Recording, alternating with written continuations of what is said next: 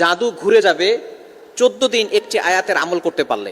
যে আপনার উপরে জাদু করেছে তার জাদু তার উপরেই চলে যাবে। অনেক সময় আমাদেরকে ব্ল্যাক ম্যাজিক করা হয়, জাদুটোনা করা হয়, আমরা অসুস্থ হয়ে যাই, বিবাহ বন্ধ হয়ে যায়, সন্তান কথা শুনে না, স্বামী স্ত্রীর ভিতরে ঝগড়া লাগিয়ে দেয়। এই যে ব্ল্যাক ম্যাজিক, জাদুটোনা যে করবে তার উপরে ঘুরিয়ে দেওয়ার চমৎকার একটি আমল রয়েছে। এই যে আমরা বিশেষ করে আমাদের কাছের মানুষ যারা আছে তাদের উপরে কিন্তু তারাই কিন্তু মানুষের উপরে ব্ল্যাক ম্যাজিক করে থাকে, কুফরি কালাম করে থাকে, এটা কিন্তু সত্য। অনেকে এটা বিশ্বাস করে, এটা সত্য, যার কারণে মানুষ অসুস্থ হয়ে যায়, দিন দিন সে একেবারে মৃত্যুর দ্বার প্রান্তে পর্যন্ত চলে যায়, এটা কিন্তু সত্য। এই যে দুশ্মনীর কারণেই কিন্তু এই ধরনের কাজগুলো করে থাকে। 3টি কারণে মানুষ ব্ল্যাক ম্যাজিক করে। 1 নাম্বার হচ্ছে দুশ্মন কারণে, শত্রুতার কারণে করে। 2 নাম্বার হচ্ছে হিংসার কারণে, আপনার লাইফে ডেভেলপ হচ্ছে এটা সে সহ্য করতে পারে না, হিংসার কারণে করে।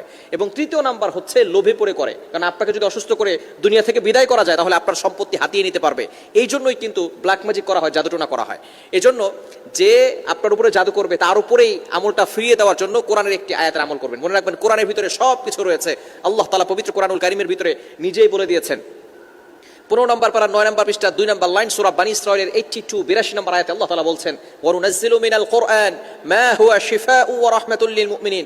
আল্লাহ তাআলা এই মুমিনদেরকে কোরআনের ভিতরে শিফা দিয়েছে, কোরআনের ভিতরে রহমত রয়েছে, শিফা রয়েছে।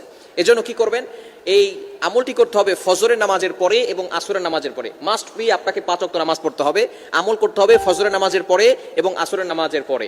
এবং অবশ্যই আল্লাহ তাআলার প্রতি পরিপূর্ণ ইয়াকিন থাকতে হবে, বিশ্বাস থাকতে হবে। আল্লাহ তাআলার কোরআনের একটি আয়াতটি হচ্ছে 21 নম্বর পারার 20 নম্বর পৃষ্ঠার 4-5 নম্বর লাইন সূরাতুল আহজাবের 25 নম্বর আয়াত, ওয়ারাদ্দাল্লাহুল লাযীনা কাফারু বিগাইযিহিম লাম ইয়ানালু খায়রা ওয়া কাফাল্লাহুল মুমিনিনাল কিতাল ওয়া কানাল্লাহু কাবিয়্যান আজিজা।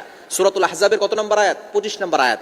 এই আয়াতটি দরকার মুখস্থ করে নেবেন, যেহেতু 14 দিন আপনাকে টানা আমল করতে হবে। আয়াতটি 21 নম্বর পারার 20 নম্বর পৃষ্ঠার 4-5 নম্বর লাইন সূরাতুল আহজাবের 25 নম্বর আয়াত। এটা ওয়ারাদ্দাল্লাহুল লাযীনা কাফারু বিগাইযিহিম লাম ইয়ানালু খায়রা ওয়া কাফাল্লাহুল মুমিনিনাল কিতাল। আমলটি কিভাবে করবেন আমি আপনাকে বলে দিচ্ছি।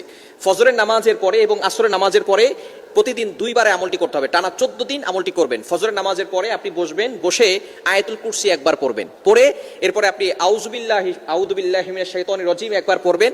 এরপরে আপনি এই আয়াতটি পড়বেন, ওয়ারাদ্দাল্লাহুল লাযীনা কাফারু বিগাইযিহিম লাম ইয়ানালু খায়রা ওয়া কাফাল্লাহুল মুমিনিনাল কিতাল ওয়া কানাল্লাহু কাবিয়্যান আজিজা। এই আয়াতটি পড়ে আপনি বুকে ফু দিবেন, এরপরে হাতে ফু দিবেন, এরপরে পুরো শরীরটাকে আপনি মাসাজ করে দিবেন। এভাবে আপনার যতটুকু হাত যায় মাসাজ করে দিবেন ইনশাআল্লাহ। তাহলে এভাবে 11 বার পড়বেন। কয়বার? 11 বার। এই আয়াতটি 11 বার আমল করবেন।